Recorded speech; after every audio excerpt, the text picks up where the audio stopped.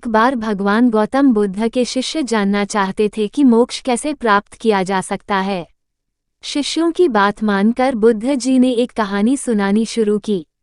ये कहानी थी एक जल्लाद और भिक्षुक की।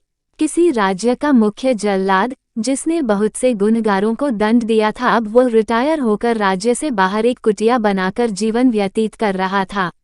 उसे हमेशा लगता था कि उसने कई लोगों की हत्या की है, वह बहुत पापी है। एक दिन उसके दरवाजे पर किसी की आवाज आई। उसने बाहर जाकर देखा तो एक भिक्षुक खड़ा था। जल्लाद के मन में आया कि जिंदगी भर तो मैंने हत्याएं ही की हैं, आज मौका मिला है कुछ पुण्य कमाने का, तो इसे गंवाना नहीं चाहिए। उसने भिक्षुक को अंदर बुलाया और अपनी खाने की थाली उसे दे दी। भोजन करके भिक्षुक ने जल्लाद से बातचीत शुरू कर दी। जल्लाद ने भिक्षुक को अपने जीवन की सारी कहानी सुनाई। जल्लाद की वेदना सुनकर भिक्षुक ने पूछा कि क्या तुमने वे जीव हत्याएं अपनी मर्जी से की थीं? जल्लाद ने कहा, नहीं, मैं तो बस अपने राजा की आज्ञा का पालन कर रहा था।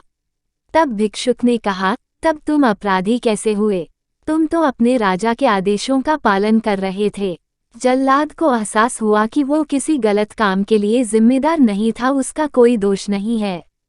इस प्रकार जल्लाद का मन शांत हुआ। फिर भिक्षुक ने जल्लाद को उपदेश दिया और उससे विदा ले ली। भिक्षुक को विदा करके जब जल्लाद वापस घर में आया, उसकी मृत्यु हो गई, जिसके बाद उसको मोक्ष प्राप्त हुआ।